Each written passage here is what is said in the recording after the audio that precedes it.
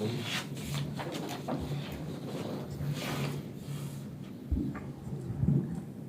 evening. I'd like to call to order the Tuesday, August 18th, 2020 regular meeting of the Hendry County School Board. If we would all join together at this time, stand and recite the invocation and the pledge. Our Father, who art in heaven, hallowed be thy name. Thy kingdom come, thy will be done, on earth as it is in heaven. Give us this day our daily bread, and forgive us our trespasses, as we forgive those who trespass against us. And lead us not into temptation, but deliver us from evil. For thine is the kingdom, the power, and the glory forever. Amen. I pledge Allegiance to the flag of the United States of America, and to the republic for which it stands, one nation, under God, indivisible, with liberty and justice for all. Madam Chair and board members, if you could remain standing for a moment of silence in honor of Charles Curtis Pelham. Mr. Pelham was employed by the district as a master mechanic in the Clewiston Transportation Department from 1985 through 2003. We also need to remember Willie Fairley. Mr. Fairley was employed as a teacher, finishing his career at LaBelle Middle School, and he worked with us from 1960 through 1993. And just an aside, I worked with Willie, as did Dr. Berg. Mr. Fairley worked for the school system 10 years before he took his first day off, and that was because his best friend had passed away. Wow. Thank you.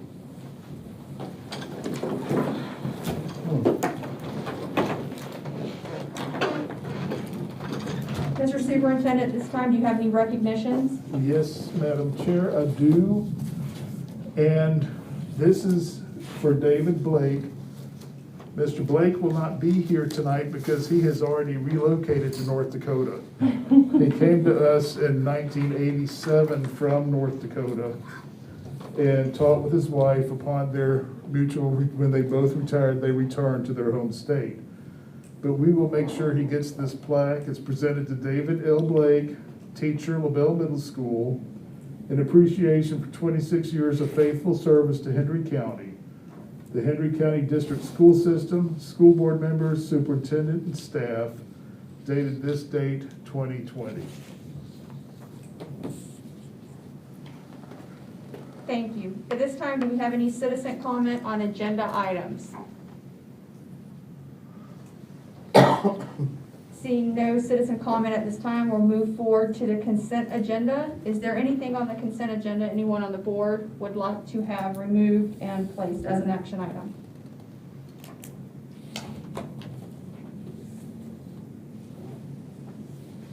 Trying to see where I'm going. Okay.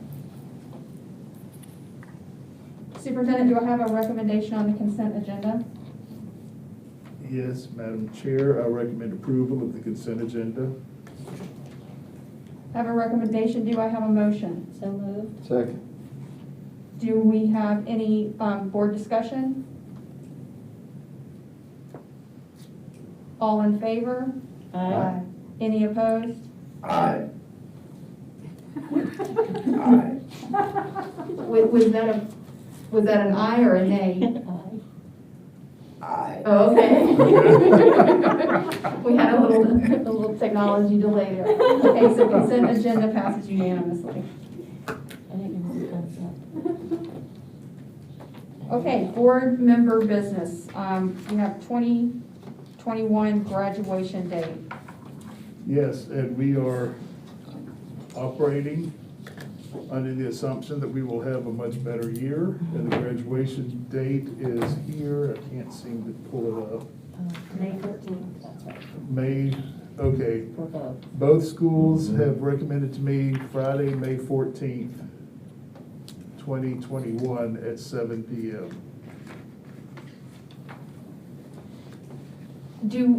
Are they polling students, or, you know, or I mean, how they're coming up with their recommendation? They probably did not poll students. I will check on that, but they probably looked at the calendar and backed up days for seniors from that point. That's traditionally how it happens. Seniors usually leave about a week before the rest of truly seniors leave about a year. About a week before everybody else, so the finals back up for them like a week before everyone else, so that by the time they are finished, the graduation happens like a week before the end of school. Now, in terms of having the simultaneous, I'm not sure they have asked anybody, other than that's what they've done for the past 2 years. All right, I don't know if anyone had gotten any feedback with doing the simultaneous graduation. You're always gonna have a couple, but I haven't had any major, people reaching out and displeasure with it, just a couple, so. All right, so are you wanting to make a recommendation on that day? I'll recommend the graduation take place Friday, May 14th, 2021 at 7 p.m. for both Clewiston and LaBelle High Schools. Okay, we have a recommendation. Do we have a motion? So moved. Second. Okay, any further board discussion? Okay, all in favor? Aye. Aye. Any opposed? Aye. Okay, the 2020 graduation date passes unanimously. Okay, this is a pretty light agenda. Do we have any board member business, Dr. Berg? Mr. Baswan? I do have one question, Madam Chair. Yes, sir. With the recommendation from the Florida High School Athletic Association, have we got any ideas what we are doing with our sports? We are going with the 24th. Okay. Now, What? how that looks, Dr. Agley will get with you later. Of course, he's our AD for the district. Mhm. He will get with you and we will know more about it. He has sent guidelines out to the coaches today. And it will be a a postponed football season. And it'll be following the guidelines from the state that we follow and that we compete in. Okay, I was just kind of curious about that, are we gonna, as a district, if I understood it right, part of it is they're kind of letting it be up to each individual district whether they participate or not, and. We're participating. Are we going to, and then what are we gonna, football season is always the big thing, what are we doing Right. with stands and fans? Have we thought anything about that? That piece is not quite clear, and if I'm incorrect on that, Robert, Dr. Egley can chime in. He's joining us online. Okay. I think the R is him. We're not quite sure of what the stands and the fans in the stands are gonna look like. If we have to socially distance, Right. that's big repercussions for the entire program. Well, and that was part of my reason for the questioning on that is the fact of finances. Can we financially run these programs if we don't pack the stands? How does that affect us? Some of your, and I'm not saying this in terms of importance, but some of your minor sports generate no income, Right. okay? Football carries the lion's share of the load. Right. Basketball may pay for itself, volleyball may pay for itself, and you might have some income in baseball. Mhm. So it's gonna be a tough nut. Well, and yeah, that's why that's kind of why I was wanting to find it's out, gonna be a are tough we nut. going to be able to make that happen if we're not able to pack the stands as with in a typical season? I'm just Yeah. kind of concerned if I'm anybody's sure looked at that yet. As time goes on, and if things continue statewide or locally, if they start improving, you might see a lessening of some of the restrictions. Mhm. That's me saying that, Yes. based on what's happening everywhere else. No, I mean, I'd love to see the stands packed with people and, you know, I hope we're able to do that, Yep. you know, be successful with it, so. That was all I had. Thank you, Madam Chair. Ms. Nelson? Just another thank you to everyone for all their hard work, and I watched the chatter on social media. It looks like our open houses are going well. Parents are responding well to that. I did visit a classroom today, and they've got it going on. It's looking good. So, that's all. Thank you, Ms. Nelson. So my questions, and I've spoken with the superintendent, and I've talked about it earlier today, was, one of the things that I'm reading was the Superintendent's Association has really been trying to push the Department of Education for uniform guidelines, for the return to work and how we're addressing, exposures and communicating these things. And so he did indicate, like right before he came up here for the meeting, that they had released some uniform guidelines, which I think is extremely helpful. So, you know, we're not all you know, we're trying to make everything run as smoothly as possible. And so I would hope to talk about that now. I can talk about all of it, and I'll give you the backup data. They were gonna send the PowerPoint out, but we had a webinar at 4 o'clock today. And what this is, and I took this off so that people could hear when I was talking. There are 4 basic steps. 1, if you feel bad, stay home. That is the first rule. Then what we look at is a variety of different spots. Has this person felt bad? Well, then they can come back after no fever for a 24-hour period with no analgesic. If they have been exposed, No. and the exposure is something that people have to understand. We don't determine that, the contact tracers will determine that. The rule of thumb is 15 minutes within 6 feet of the person who has been exposed, that's exposure. If I'm COVID and I'm within 6 feet for longer than 15 minutes, that's exposure. Now, that's including if you're wearing, Well, doing the. regardless of the mask or anything like that, if it's still there, they'll determine who has to be quarantined. Now, remember, quarantine does not mean you're sick. That means we're watching. Right. Okay. That was a question someone had A asked me. person can get tested, and if they are a COVID patient, they have to wait like 14 days, period. If a person has been exposed, they may wait 10 days, all right? Now, the reason for the difference, and I was often wondering, why is it longer for a person who has been exposed than the actual COVID patient, or vice versa? Yeah. The COVID patient is out 14 days, the person exposed is out for 10. Let me get that straight before I mix it up on you. The feeling of that is, the reasoning behind that is, the person who has exposed has had that time to incubate the disease from the person who has it. So that's why it's a shorter period of time. A person can go get, according to this, and I want to talk about this in detail a little bit later, you could go get rapid tests within 24 hours of each other. If they're both negative, you can get clearance from the doctor or the health department to come back. Okay?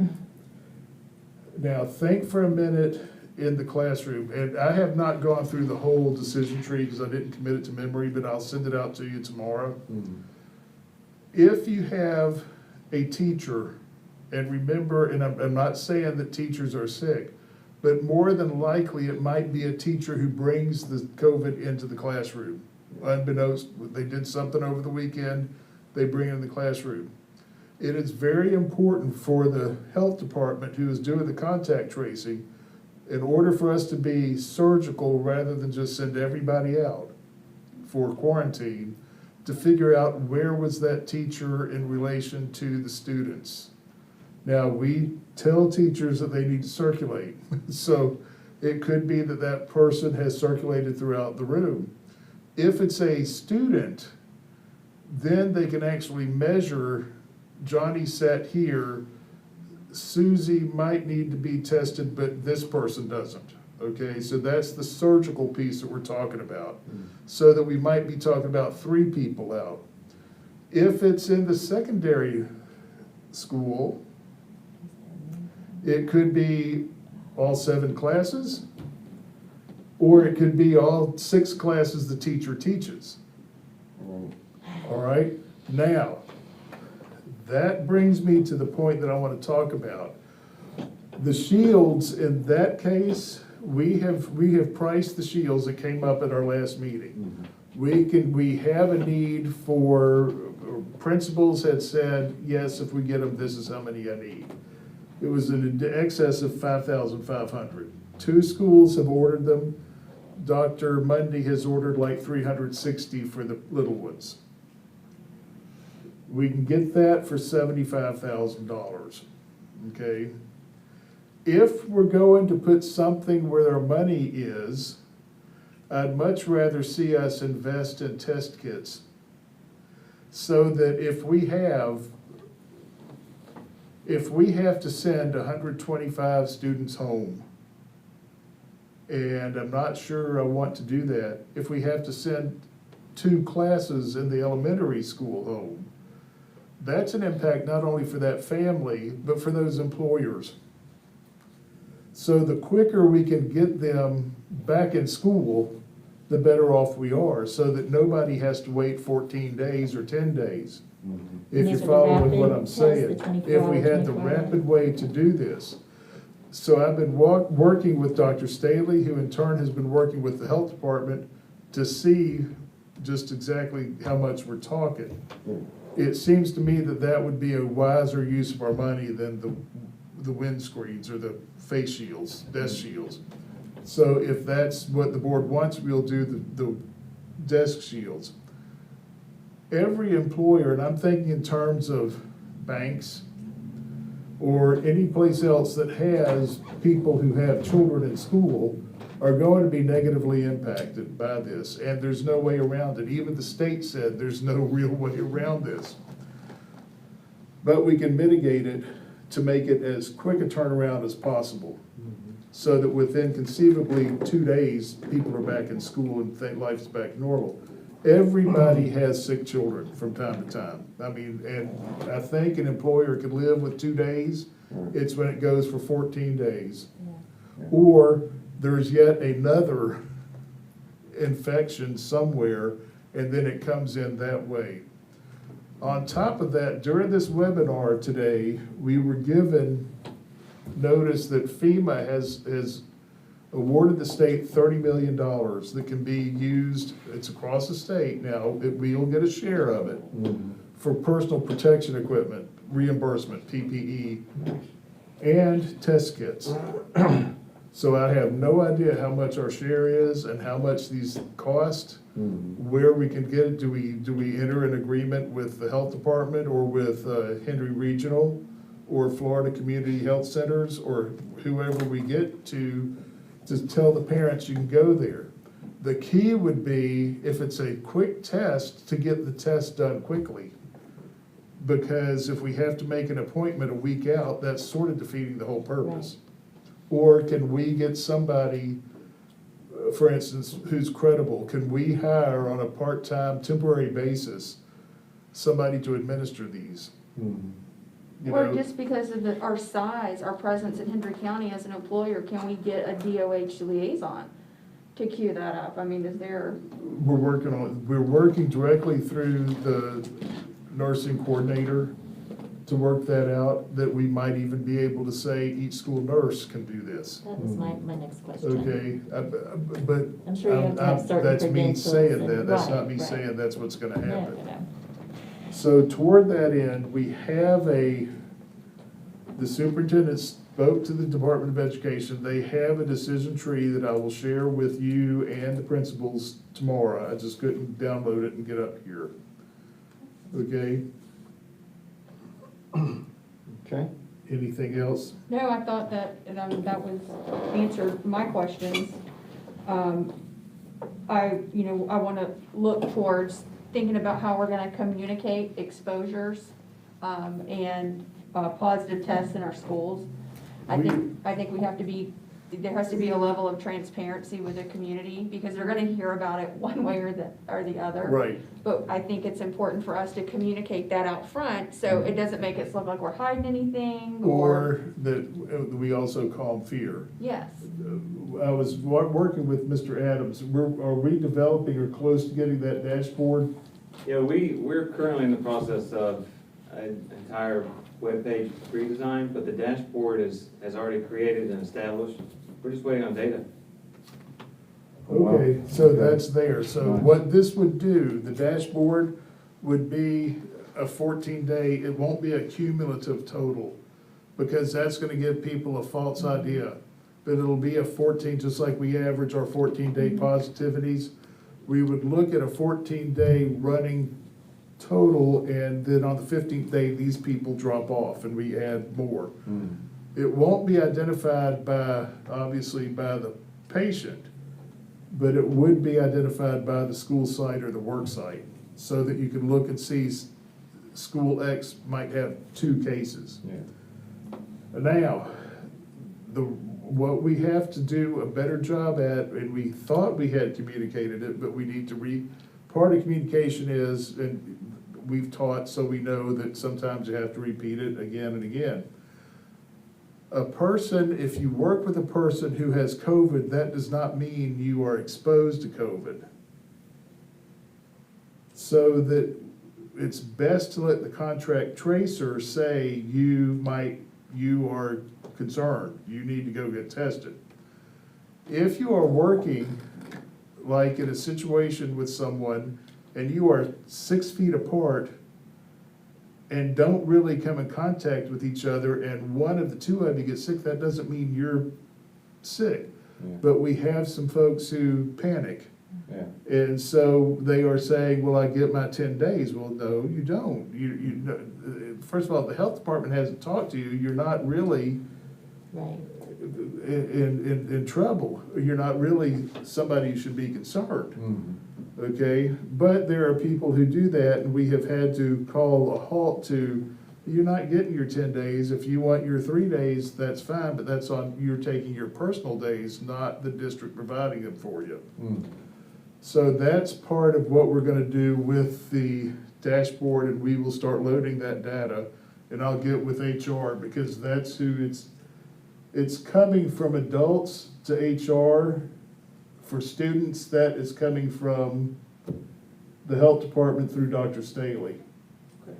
So I will get with them so that we can start loading that data, because we have had some cases. Okay, some cases were actually there before school started, so they were cleared and coming back to work. All right, that's great. And so to wrap up, I just want to echo what Ms. Nelson said about. Go ahead, but I want to say something else. All right. I have one other question too. All right, well, you know what? I'm not going to thank anybody right now. We're gonna go back down the line and let Mr. Basquin. Okay. I had somebody ask about masks. When the kids do go back, we've mandated that they wear them. Are we going to have masks on site? How many masks do we have? What are the repercussions for them not wearing masks? Well, the repercussions would be, that was one of my fears, because I'm not sure I want to end a student's education at that point. But the school board policy says you're gonna wear a mask during this emergency time. Yes. So any adult will be in violation of school board policy. We have had no issues with that. We've had open houses go on and have had one issue with a parent who could not wear a mask because of a breathing difficulty, but it didn't impact his child at the open house because the mom was there with a mask. And the school had asked one parent, one child. Yeah. Okay, so they were clear, and I explained everything to him. Yeah. it's clear that even our state is saying wear a mask. Okay, that it works. I'm not wearing a mask because I'm far enough away and I want to be able to be heard because it tends to muffle your sound. Yes. We will have to discuss that when it happens with our students. But I know during some of our summer sessions, even though we did not have masks required, Yeah. some students were wearing them, little ones, Is that right? and it was good. Okay. Yeah, I would just ask, how are we gonna do that? Are we prepared to hand out masks? Yes, we are. Every day if they do not If we bring have to. them? So I didn't know how many we had on hand If we and things have of that nature, so. Just like when I was a principal, if a student forgot a belt or wanted to low ride, they got a zip tie. Every single day, because I didn't want to stop the education Yes, and play into the students' fight. yes. All right, thank you. That was it. I'm done this time, Madam Chair. Did you want to say, Yes, or continue? I feel obligated to let you folks know that the General Revenue Estimating Conference met this past week. And what we have said, now COVID has taken the headlines, but the General Revenue Estimating Conference has revised anticipated revenues downward by $3.4 billion for fiscal year 2021. They have also estimated downward $2 billion for fiscal year 21-22 for a total decrease of $5.4 billion 2 years. over 2 years. So if there is good news, it wasn't as much as they at first thought, and there are $4 billion in reserves. Mhm. This will not be addressed probably until the legislature reorganizes, which is after the election cycle. Okay, I'm just putting that on your plate. So we don't know what that's gonna do to our budget. No, because it might conceivably the first year do nothing You're right, depending on how far they dip into that $3 billion. until they dip into, if they just commit that whole reserve, Yeah, that's fine, but, I'm Probably not not. sure that that's gonna, I wouldn't say that that's necessarily gonna happen. no, I doubt it. So that's what I wanted to end on a happy note. Yeah. Well, if I would have done that. Now you end us on that happy. Now you can end on a happy note.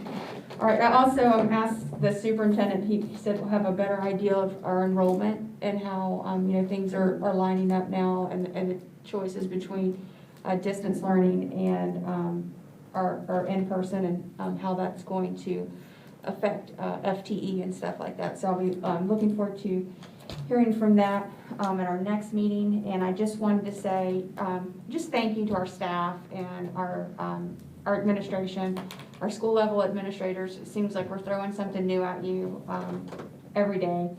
And guys are just being resilient and accommodating and working with the guidelines that are being pressed upon us. I just want to say thank you for, just being stand up and getting the job done and, keeping that eye and the focus on the students and getting them back here. That's good.